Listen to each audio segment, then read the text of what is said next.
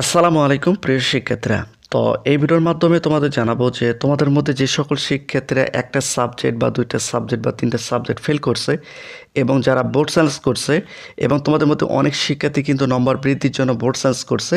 তো বিষয়টা হচ্ছে যে বোর্ড সায়েন্সের রেজাল্টটা তোমরা কীভাবে দেখবে, এটা নিয়ে অনেকে প্রশ্ন করতেছে।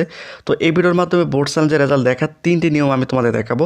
এই তিনটি নিয়মের মাধ্যমে যে কোনো একটার মাধ্যমে কিন্তু তোমরা তোমাদের বোর্ড সায়েন্সের রেজাল্টটা দেখতে পারবে যে তুমি ফেল থেকে পাস করছো কিনা, বা তুমি যে নম্বর বৃদ্ধির জন্য বোর্ড সায়েন্স করছো তোমার নম্বর বৃদ্ধি হয়েছে কিনা সেটা কিন্তু খুব সহজে তোমরা দেখতে পারবে। তো ভিডিওটি খুবই গুরুত্বপূর্ণ, তোমরা অবশ্যই সম্পূর্ণ ভিডিওটি মনোযোগ সহকারে দেখবে। তো এটা আমি ঢাকা শিক্ষা বোর্ডের অফিসিয়াল ওয়েবসাইটের মাধ্যমে দেখাচ্ছি।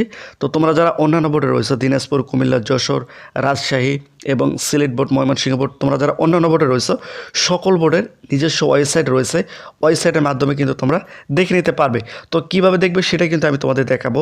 তো যখন শিক্ষা বোর্ড থেকে বোর্ড সায়েন্সের রেজাল্টটা প্রকাশিত করে সর্বপ্রথম কোথায় প্রকাশিত করে সেটা তোমাদের একটু দেখাই। তো আমি যদি তোমাদের একটু পরিষ্কার করে দিই, এখানে তোমরা দেখতে পাচ্ছ, দেখো একটা হেডলাইন যাচ্ছে, তোমরা এখানে দেখতে পাচ্ছ।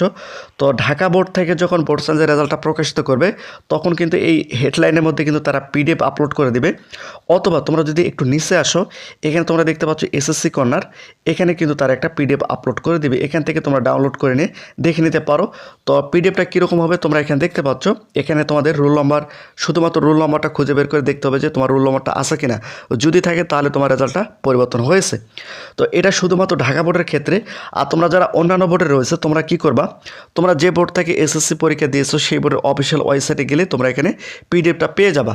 আর তোমরা যদি এত ঝামেলা না করতে চাও সেক্ষেত্রে কী করতে পারো, আমি যদি একটু নিচে আসি, এখানে তোমরা দেখতে পাচ্ছ, দেখো এসএসসি, জেএসসি, এসএসসি, এইচএসসি, এখানে তোমাদের একটা ক্লিক করে দিতে হবে। তো এখানে ক্লিক করে দেওয়ার পর তোমাদের সামনে কিন্তু এরকম একটি ইন্টারফেস শো করবে। এখানে তোমরা দেখতে পাচ্ছ পরীক্ষার নাম একটি নির্বাচন করে এখানে ক্লিক করে এসএসসি দাখিল সিলেক্ট করে দিতে হবে। পরীক্ষার সাল একটি করে 24 সালটা সিলেক্ট করে দিতে হবে। বোর্ডের নাম, তোমরা কোন বোর্ড থেকে এসএসসি পরীক্ষা দিয়েছো সেই বোর্ডটা এখানে সিলেক্ট করে দিতে হবে। ফলাফলের ধরন, একক বিস্তারিত ফলাফল দেখুন। এরপর তোমাদের ইংরেজিতে রোল নাম্বার, ইংরেজিতে রেজিস্ট্রেশন নাম্বার এবং এখানে যে 4 ডিজিটের কোডটা রয়েছে কোডটা এখানে দিয়ে ফলাফল দেখুনের উপর ক্লিক করলে তুমি যে ফেল করছিলে ফেল থেকে তোমার রেজাল্টটা পরিবর্তন হয়েছে কিনা বা পাস আসছে কিনা সেটা কিন্তু খুব সহজে তোমরা এখানে দেখে নিতে পারবে। একই সঙ্গে এসএমএসের মাধ্যমে তোমরা চাইলে দেখে নিতে পারো, অথবা তোমরা যে বোর্ড সায়েন্স করার সময় যে ফোন নাম্বারটা দিয়েছিলে সেই ফোন নাম্বার থেকে কিন্তু অনেক শিক্ষা বোর্ড থেকে এসএমএস পাঠিয়ে দেয় যে তোমার রেজাল্ট পরিবর্তন হয়েছে কিনা। এসএমএস অর্থাৎ তোমার রেজাল্ট পরিবর্তন হলেও এসএমএস পাঠিয়ে দেয়, আবার রেজাল্ট পরিবর্তন না হলেও কিন্তু তারা এসএমএস পাঠিয়ে দেয়। তো এভাবে খুব সহজে কিন্তু তোমাদের বোর্ড সায়েন্সের রেজাল্টটা তোমরা দেখে নিতে পারবে। তো যাদের রেজাল্টটা পরিবর্তন হবে তারা কিন্তু কলেজে ভর্তির আবেদন করতে পারবে। অর্থাৎ 11 তারিখে যেহেতু বোর্ড সায়েন্সের রেজাল্টটা প্রকাশিত করতেছে, সেক্ষেত্রে 12 তারিখে তোমরা কিন্তু কলেজে ভর্তির আবেদন করতে পারবে যে সকল শিক্ষার্থীরা ফেল থেকে পাস করবে। আর যারা পাস করতে পারবে না তাদের কিন্তু 25 সালে আবার এসএসসি পরীক্ষা দিতে হবে।